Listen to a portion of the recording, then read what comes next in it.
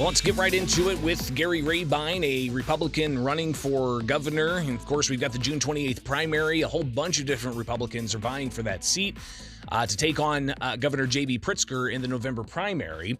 And we've got some big issues to tackle. Not just the state's finances, not just how to reverse outbound migration, not just how to make the state a more attractive place for businesses to invest.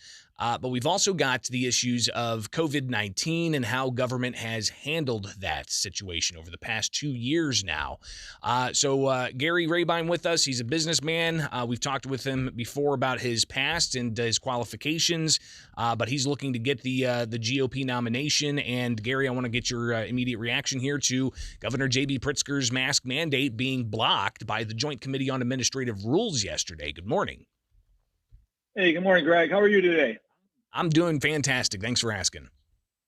Hey, I mean, it's time to let it go. I can't imagine why he would continue to push something like this when, even Democrats are saying it's long enough. Let's let it go. So ultimately, we have the governor filing an appeal after the court's order earlier this month. We could see some action from the appellate courts in some days ahead. Unclear as to when that's actually going to happen. But what do you think of the move of the governor filing another emergency rule after the Sangamon County Court said it's null and void? I think it's he's continued. Failed Governor J.B. Pritzker continues to exert what he thinks are his powers to rule our state, and it's got to stop. I mean, think about all these executive orders over 700 days that were under his rule, and it's not like he's going to his legislators and getting their feedback. It's all about him.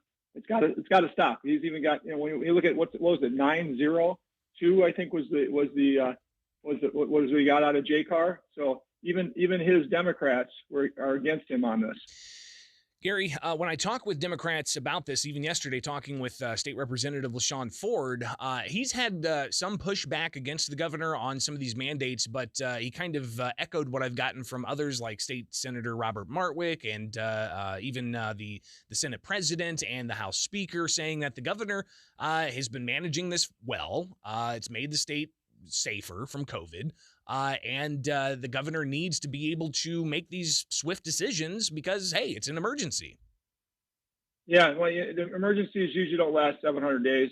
I mean, this is if he collaborated with governors across America and looked at the data with governors with states across America, he would let this go a long time ago, in my opinion. I mean, we can look at health and everything else, and I think some states are better than us, some states are worse than us when it comes to health, but when you look at the suicide rates of kids now and the things these kids are going through and families are going through, it's time to stop. He's got to throw in the towel and move on. There's so many things in our state we have to go after. If you're the governor, why aren't you focusing on over 100,000 people that left last year?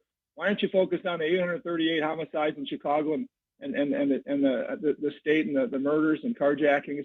Why aren't you thinking about the regulatory reform we got to have if we're going to get business and jobs and the state growing again? Gary Rabine joins us. He's a Republican businessman running for the GOP nomination. The primary is June 28th. Of course, the November election coming up is not just the general election; it's also the midterm election for Congress. But a lot of voters are going to be looking forward to November to see ultimately what happens. But again, here, Gary, with the mask mandate. The governor says that he's talked to legislative leaders about these things. He's talked with some lawmakers, but he hasn't demanded they come back to the state legislature. Is this something, if you were elected governor, you would use your power to call special sessions if you saw that there were certain issues that needed to be addressed that legislators aren't addressing? Absolutely. I think you've got to collaborate with the minds that are there, Republicans, Democrats alike. We've got 177 minds down there that are elected that should be part of this, and they should have a say so, and you should be bouncing things off of them and getting their feedback. I don't understand why these should be executive orders one after another. Just not necessary. We've got states across the country. We're one of the last ones in the country that are this hyper possessive over this mandate thing as a leader. It's got to stop. Gary Rabine with us on the WMAY morning news feed. And again, getting a reaction to the Joint Committee on Administrative Rules blocking the governor's mask mandates for schools and exclusion policies that were keeping kids out of school without due process being involved here. We'll watch that play out, of course, with the appellate process, and we'll actually be hearing from Attorney Thomas DeVore a little bit later on this morning to get his take as to what the next steps are. We'll also be hearing from a member of JCAR later on this morning as well, so this issue is going to be top of mind, and I think it's really kind of somebody sitting back as an observer of what a constitutional republic's all about. We've got these three branches of government that are all seeming to play the roles here. So we'll watch all this play out. Gary, something else too that of course is top of mind for legislators is the state budget. $45.5 billion is what the governor's proposing. He's looking at 10 plus billion in pension payments. He's looking at increased spending for higher education and a variety of other increased spending. Should the state be increasing spending, or should the state be looking to save dollars where possible? It's time to tighten the belt, Greg. If we don't start tightening the belt here on our budgets, with this free money is going to go away pretty quick, and we're going to be left, with a government bigger and unhealthier than it ever has been before.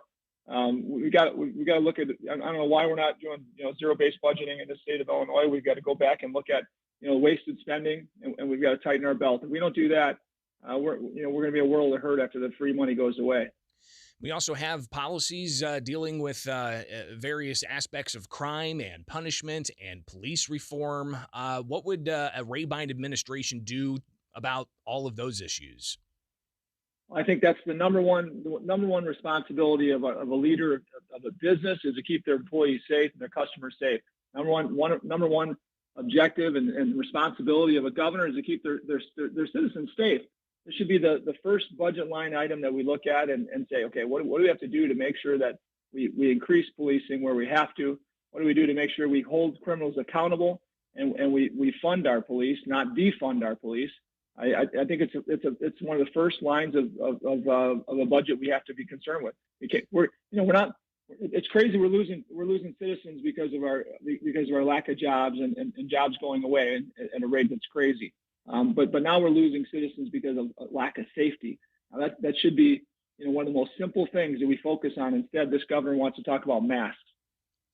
One last thing here, of course, with the primary coming up June 28th, you've got the governor giving himself tens of millions of dollars, self-financing his campaign. But one of your contenders in the June 28th primary just got a big donation, $20 million from Ken Griffin, a hedge fund owner, one of the richest men in America, supporting Mayor Irvin. Your reaction to the big money that we're already seeing, and it's not even the primary yet. Yeah, if that big money was focused on that candidate and the Democratic side of the ticket and the Democratic primary, I'd get it. I'd say, okay, I get that. But when you got a person that's really been dominantly a Democrat and the Republican side of this race, I don't get it, and that's okay. We're going to beat him. You can put 50 million in that race. We're going to beat him anyway. We're going to raise enough money to win this thing, and I think he's not the right candidate for Republicans of Illinois. Gary Rabine, a Republican businessman looking to get the Republican nomination for governor to take on Governor J.B. Pritzker in the November primary. Greatly appreciate your time, and we'll likely connect again in the near future, all right? Hey, Greg, thank you very much. I appreciate it. Have a great day. You too. It is the WMAY morning